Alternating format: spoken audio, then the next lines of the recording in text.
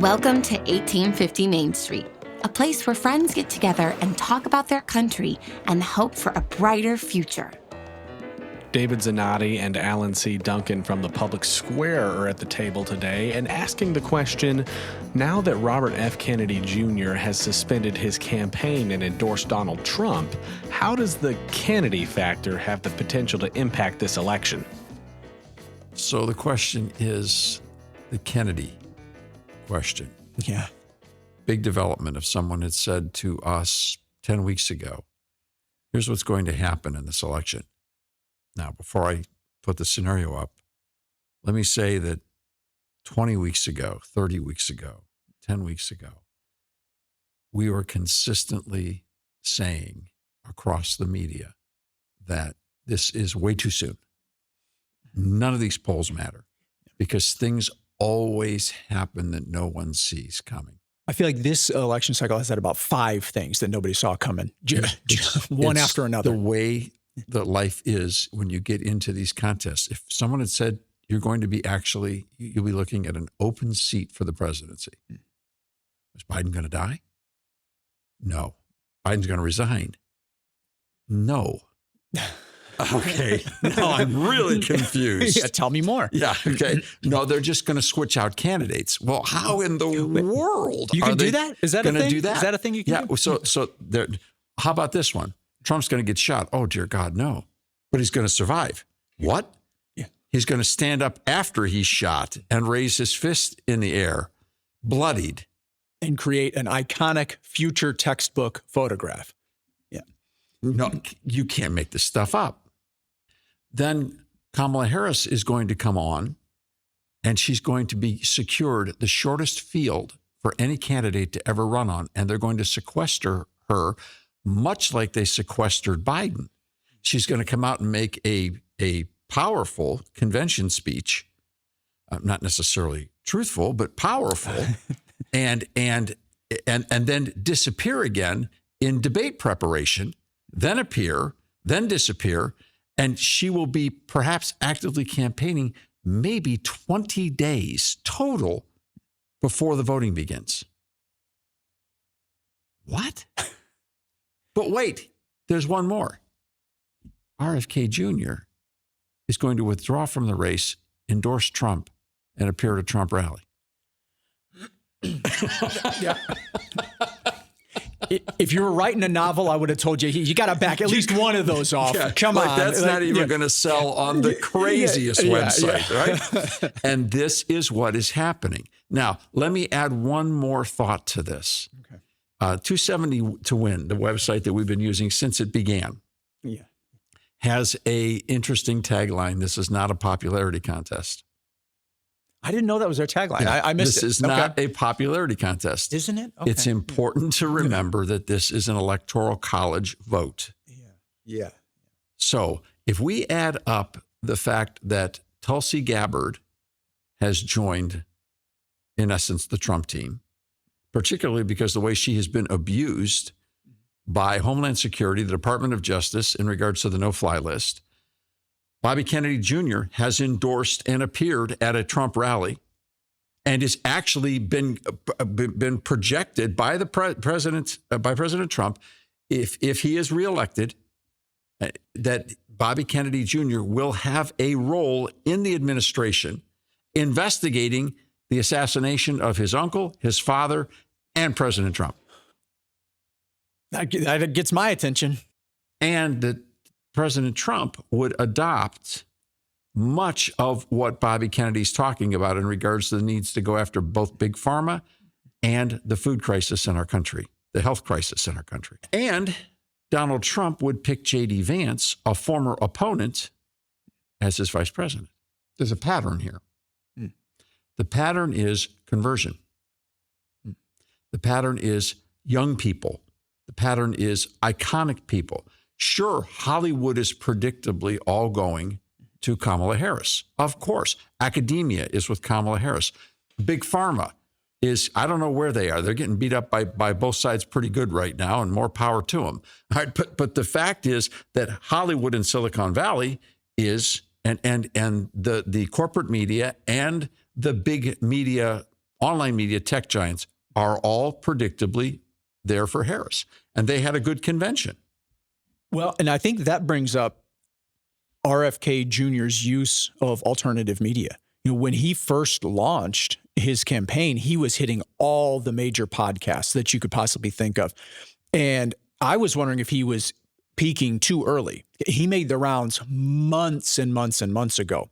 Now, he kept himself in that space and in that zone a lot, in part because none of the major media platforms would have him. None of the mainstream platforms. That by building and building and building, he would earn the opportunity to be heard by the media, and they shut him out. The corporate media just shut him out. And that was something he specifically said in his speech where he announced his suspension of his campaign. So we're not going to tell anybody who to vote for. We're calling him as we see him. We don't know what's going to happen. There are still so many weeks left that this thing could turn upside down, inside out, because there are players behind the scenes who will rest at, I think, almost nothing to find a way to get their horse over the finish line in the lead. All right. So I can't say we don't have a dog in the fight. We all are a part and responsible for this country. I will say, even though this is the hot topic, it's not worth the energy that we're putting into it compared to all the other things that need to be done in regards to our civil government. We are not saying that the prediction of the presidency, the election of a president, or the administration of a president is the be-all and end-all of the American Republic. It's just not. Right. There are Senate races, there are congressional races, there are legislative races in the states and governors' races that are every bit as important when you add them all up. It's a wonderful system that we have of government, and we need to pay attention to all of it. But let's face it, we're at the end of the 4-year cycle, and right now people are going stone cold crazy over what's going to happen. So let's go to 270 to win. And you asked me a question earlier today. What is the Kennedy factor? Yeah. What do you? How much do you think it impacts the election? Let's just say that since he was polling anywhere from 4 to 7%, his high watermark in some states was 15%. Yeah. But when he made the transition over to endorsing Trump, he was polling in the 2, 3, 4, 5% margins in the states where they were tracking. Let's just say that the people who go with Bobby Kennedy are 2%. Yeah. If that's 2% of the vote, what would that look like? Well, let's take a look at the 2020 map. And I strongly recommend people follow along on a website called 270 to Win. I got my map up here right now. And it's a simple map. It's interactive. You touch it and it changes colors, and you can add up the electoral college votes. But let's just go. We've been running the 2012 numbers, the 2016 numbers, the 2020 numbers. Now we do this for multiple reasons, and these charts are pretty extensive. Yeah, you were running these numbers all afternoon. I thought you forgot about the show today. You were doing research. So let's just look at 3 states right now: Arizona, Nevada, and Wisconsin. Now, these are not giant states, and they're considered swing states. You take a look at Arizona, and Donald Trump lost Arizona in 2020 by a margin of 10,457 votes. Now, that's the margin. That's actually inside of less than 1%. But here's where it gets really interesting. If you look at the number that he lost by, let's make sure I've got this right. I'm going to go 1, 2, 3, down the chart again, 1, 2, 3. And I've got that to that. Yep, he lost by 10,000 votes. What's the change factor? All right, if he lost by 10,000, does that mean he has to have 10,000? No. He has to have half that, right? Right. The change factor is 5,229 votes. You think there's a chance Donald Trump can find 5,229 votes in Arizona with an all-out press? I think there's a chance, yeah. You think that Bobby Kennedy might help? You think that J.D. Vance might help? You think that Tulsi Gabbard might help? Yeah. It's possible. Now you say, well, who was he running against? He was running against Biden. Well, now Harris is a lot more dynamic character, so that changes everything. It might. It truly might. It may have already sealed the deal. If Harris is that popular in Arizona, we don't know. How can you know? Yeah. Well, you can take a quick poll. Well, okay, but yeah. So what happens if J.D. Vance and Tulsi Gabbard and RFK decide they're going to do a little barnstorming in Arizona? A little social media in Arizona. They decide they're going to go ahead and do something. No one anticipated that. Well, and I think that's one of the things that I've been intrigued to hear RFK Jr. talk about. He talks about things that people care about. A lot of times politicians get out on the stump and they just kind of give platitudes. He's not doing that. Even in his speech where he suspended his campaign, we watched a big portion of that speech as a group, as a staff together when it was happening live.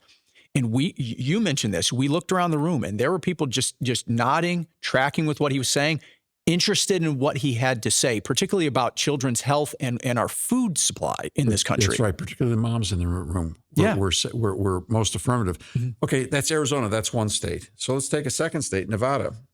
Donald Trump in 2020 lost Nevada by a margin of 33,596. That's within the 2% range, 2%. The change factor there is 16,798 votes. All right, one more, Wisconsin. Let's look at Wisconsin on the big charts.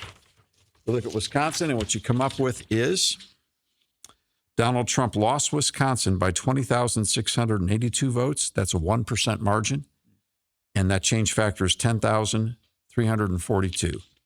I got 10-3. I got 16. That's 26, say 27. And 5, this election comes down to 33,000 votes. Wow. In 3 states. 33,000 votes in 3 states. And if you punch in the 270 to win, there it is, right there. You punch it in on your phone, and you put Wisconsin, and you put Arizona, and you put those states in, as we've discussed, and Nevada. And what you come up with is the Republicans have 278 electoral votes, and the Democrats have 260. And if you drop Nevada, Republicans still have 272 to 266.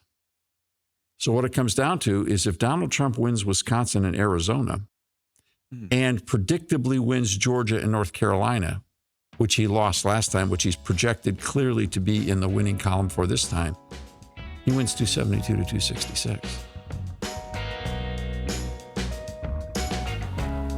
iVoters.com changes everything about the way we process elections. Instead of negative TV and radio ads and biased opinions from editorial boards, now people in all 50 states can get the facts about candidates and ballot issues from a nonpartisan, independent source. iVoters is fast, free, secure, and powerful. With iVoters, you can vote with confidence and encourage others to do the same. Free minds, free speech, free agents. iVoters.com, a public service of the American Policy Roundtable.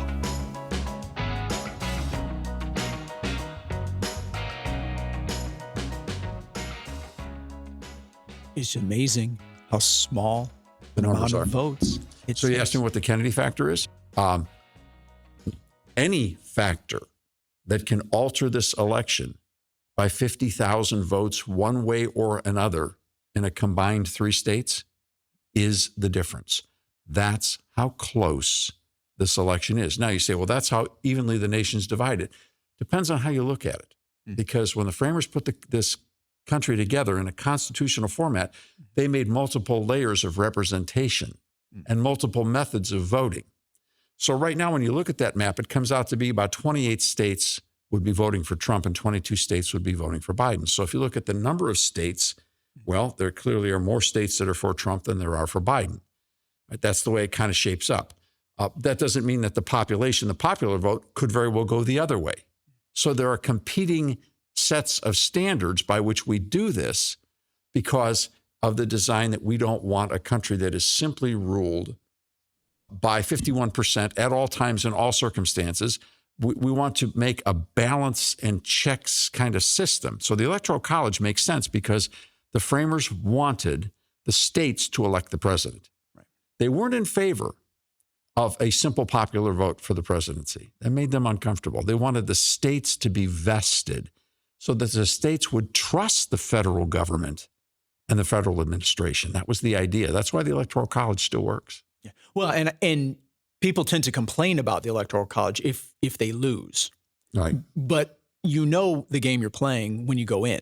Yeah. And so it doesn't make sense to complain about the rules after you lose because you knew them going in. And it actually serves every state better, and it serves the small states, which are just as valuable as the large states in this situation, because we're talking about 3 relatively small states that mid-sized states that by very small margins, will ultimately determine the outcome of the presidency. Now, it's important to note that on the map that I have, Pennsylvania is not a question. In this map, we're conceding Pennsylvania to Harris. That's pretty big news. And that's significant because Pennsylvania will most likely be the last state that reports its votes. Right. They've told us as much. Right. And they could, in essence, attempt to hold the country hostage in regards to the outcome of the election while they're counting. But if Trump wins these 3 states that we're talking about, Pennsylvania doesn't matter. We don't even need to finish counting them. Doesn't matter. Yeah. But you count them, give them to whoever you want to give them to because it doesn't matter. Wow.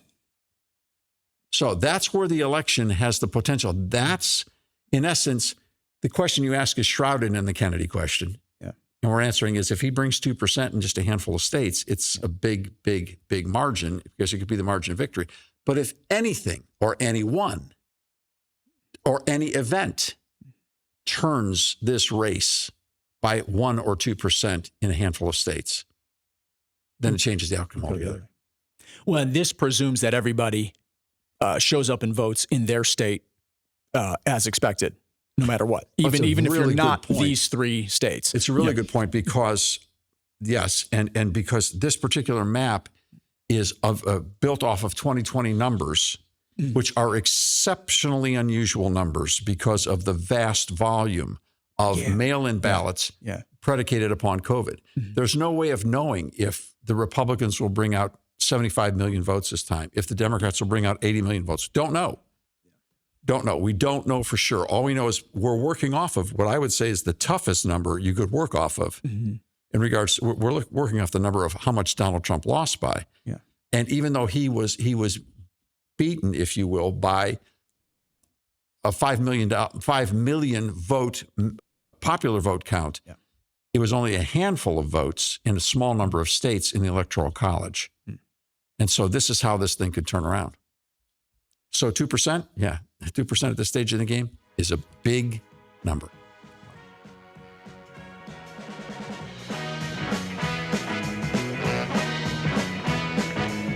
The conversations are just getting started. To get connected, check out 1850mainstreet.com. We don't data mine anyone or sell your information. Subscribe today so you don't miss a single conversation. We'll see you next time here at 1850 Main Street.